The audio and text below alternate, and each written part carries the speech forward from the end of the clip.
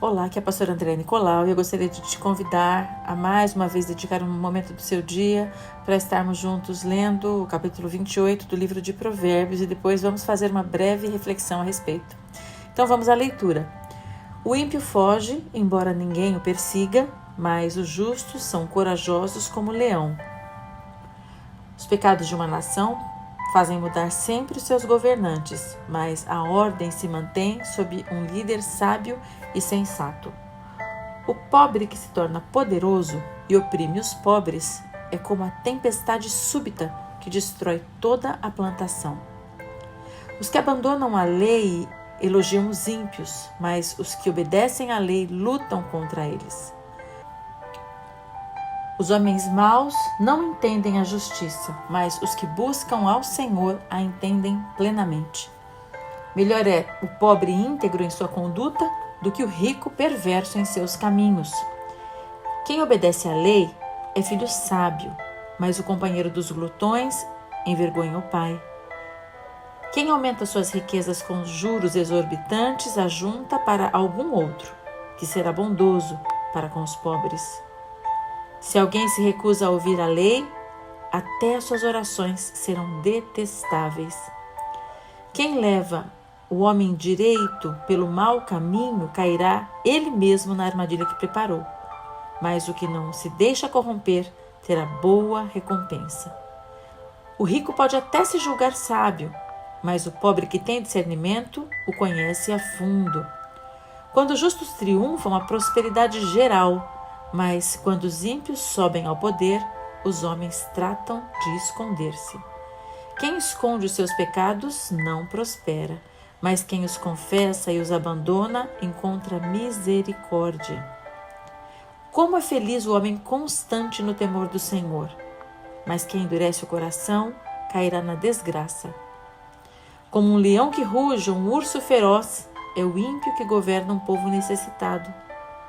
O governante sem discernimento aumenta as opressões, mas os que odeiam o ganho desonesto prolongarão o seu governo. O assassino atormentado pela culpa será fugitivo até a morte, que ninguém o proteja. Quem procede com integridade viverá seguro, mas quem procede com perversidade, de repente cairá.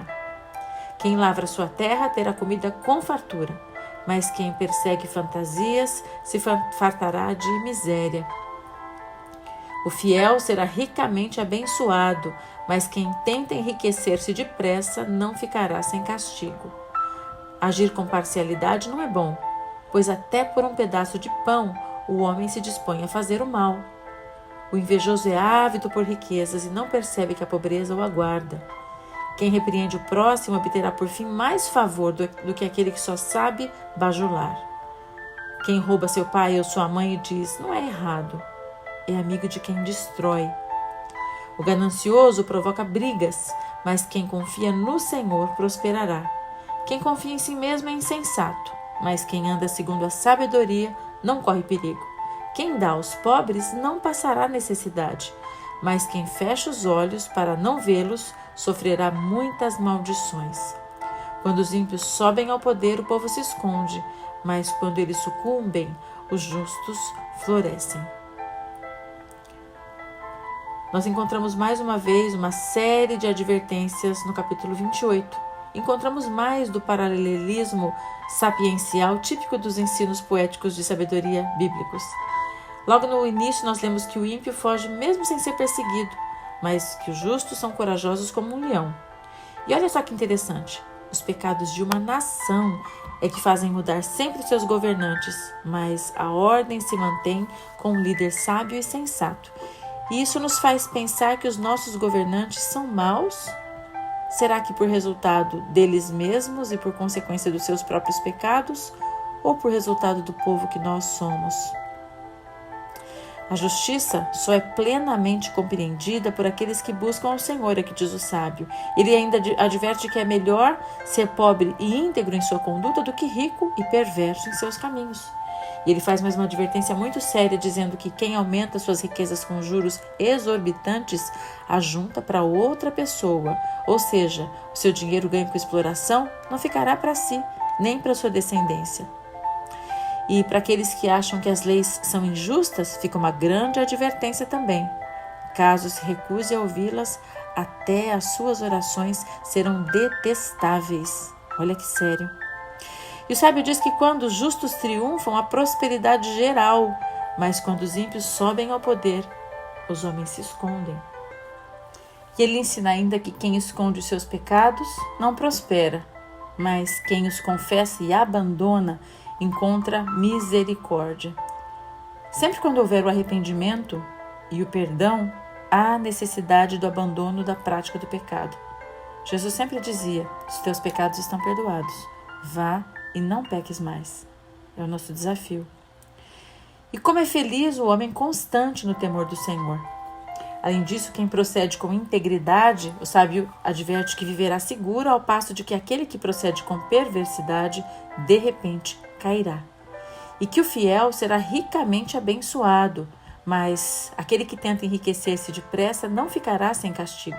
Novamente o sábio alertando sobre a pressa em enriquecer. Essas pessoas colocam o foco no dinheiro e passam por cima de tudo e de todos. E nós devemos sempre nos lembrar do alerta do apóstolo Paulo a Timóteo, quando ensinou para ele que o amor ao dinheiro é a raiz de todos os males, e que nessa cobiça alguns se desviaram da fé e se traspassaram a si mesmos com muitas dores. Está lá no capítulo 6 e no versículo 10 da epístola de Paulo a Timóteo. O sábio ainda adverte que não devemos agir com parcialidade. De novo, a questão dos pesos e medidas. E muito menos devemos ser invejosos ou ávidos por riquezas, porque essas pessoas não percebem que a pobreza os aguarda. E é preferível repreender o erro de nosso amigo do que bajulá-lo. Um outro alerta que o sábio faz é que quem rouba o seu pai ou a sua mãe diz: isso não é errado. Essas pessoas são amigas do destruidor. E de tudo isso nós daremos contas a Deus um dia. E quem confia no Senhor prosperará. E quem anda segundo a sabedoria não corre perigo. Mas quem confia em si mesmo é insensato. E o sábio ensina mais um princípio do reino de Deus, que é dar aos pobres. E ele fala que quem faz isso faz com que as suas casas sejam supridas. Mas aqueles que fecham os olhos para não ver os pobres e não ajudá-los, traz maldições para suas próprias vidas. Nós aprendemos lá em Isaías 58 que o sacrifício e o jejum que agradam a Deus é o socorrer aos órfãos, às viúvas, aos necessitados, aqueles que estão em situação de necessidade.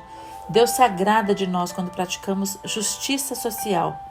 É o que em hebraico se chama de tzedaká.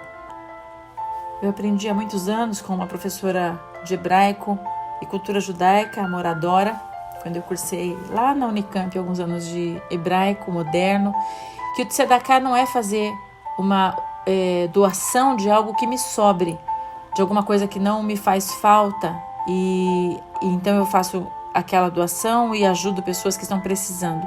Tzedaká é muito mais do que isso, é fazer justiça social. É compreender que Deus fez tudo disponível para todos e que quando eu reparto o que eu tenho com aquele que não tem, eu estou trabalhando contra a injustiça social, a má distribuição das riquezas e dos recursos que foram destinados para todos.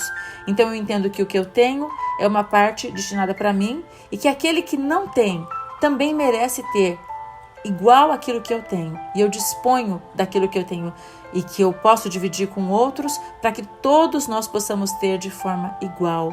Isso é tzedaká. E é isso que agrada a Deus, é quando essa consciência de que o todo é para todos e que eu me disponho a repartir do que eu tenho para ajudar aqueles que não têm e assim todos possam ter de maneira igual. Isso é a justiça de Deus. E é um princípio difícil muitas vezes de ser compreendido, aceito e até praticado. Mas o sábio nos adverte que isso agrada a Deus. Que sejamos sábios e que Ele nos ajude nesse caminho de sabedoria e de compreensão dos princípios eternos para estabelecer o reino e a justiça de Deus onde nós estamos. Deus te abençoe e tenha um ótimo dia.